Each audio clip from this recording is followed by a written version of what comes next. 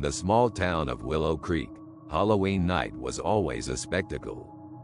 Streets lined with pumpkins and flickering candles, the crisp air filled with the scent of caramel apples and roasted marshmallows. Children in costumes ran through the town, laughing and shouting, "Trick or treat," as they darted from house to house.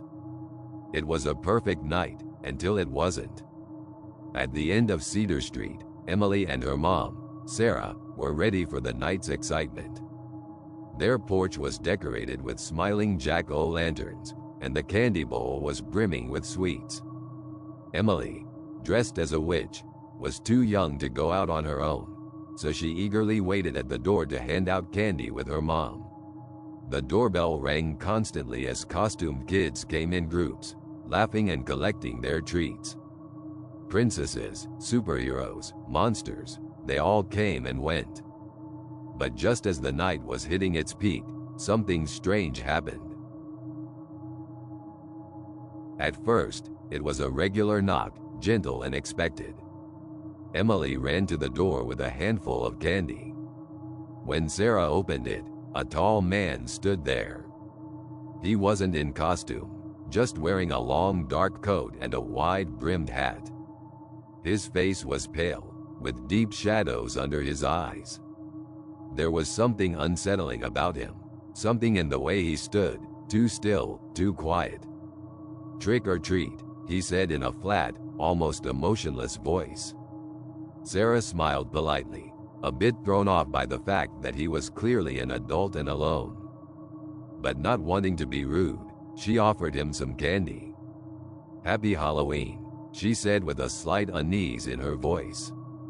The man didn't smile, didn't even look at the candy as he took it. His eyes remained fixed on her, too long, too intense. Then, without another word, he turned and walked away into the shadows of the street. Sarah closed the door, her heart racing a little faster than she would have liked to admit. Emily looked up at her, confused. "That man was weird," Emily said softly. "It's just Halloween," Sarah replied, trying to brush off the feeling of discomfort. But the man had unsettled her more than she wanted to show. An hour passed, and the night seemed to return to normal.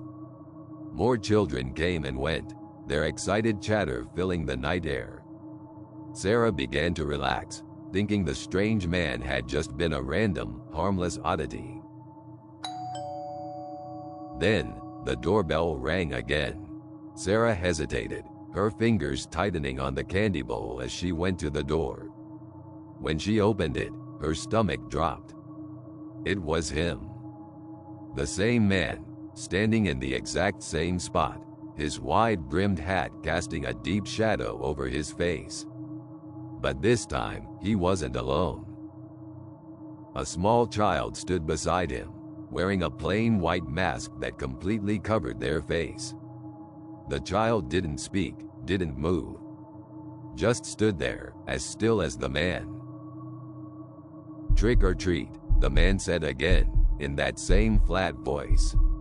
Sarah's heart pounded in her chest. Something was wrong. Very wrong. She forced a nervous smile, though her hands trembled as she extended the candy bowl. The man didn't reach for the candy, nor did the child. "Happy Halloween," Sarah said quickly, hoping they'd just leave. But the man didn't move. He stared at her for an agonizing moment, his eyes dark and unreadable. "Nice night," he finally said, in that strange, detached tone. Then, without warning, he turned sharply and walked away, the child trailing behind him in complete silence. Sarah shut the door quickly, locking it this time. Her mind raced. What was going on? Who was that man, and why had he come back? The unease from earlier was now full-blown fear. "Mom, who was that man?" Emily asked, her voice small. "I don't know, sweetie," Sarah replied, trying to keep calm. "But I think it's time we stopped answering the door." They turned off the porch light and sat inside, the house now eerily quiet. Sarah's eyes kept darting to the window, watching the street. The rest of the trick-or-treaters seemed normal, moving in groups, their laughter echoing in the cool night air. But there was no sign of the man or the masked child. Hours passed, and the streets began to empty as the night grew late. Sarah checked all the locks again, trying to reassure herself that everything was fine. But just as she started to relax, there was a knock on the door. It was soft at first, almost hesitant. But then it came again, harder, more insistent. Sarah froze, her heart racing. She hadn't heard the doorbell, just the knocking. Slowly, she crept toward the door and peered through the peephole. No one was there. Her blood ran cold. She backed away from the door, holding her breath. But then, the knock came again, loud and deliberate, like someone was demanding to be let in. Summoning her courage, Sarah grabbed her phone and called the police, explaining the situation as calmly as she could. They promised to send a patrol car to check the neighborhood. Minutes passed, each one dragging longer than the last. Then, as Sarah peered out the front window, she saw him. The man. Standing across the street, watching her house from the shadows. The child was gone. He stood there, unmoving, staring directly at her. The sound of approaching sirens echoed in the distance, but the man didn't flinch. He just turned slowly, walking back into the darkness of the night. The police arrived soon after, but by then, the man had vanished.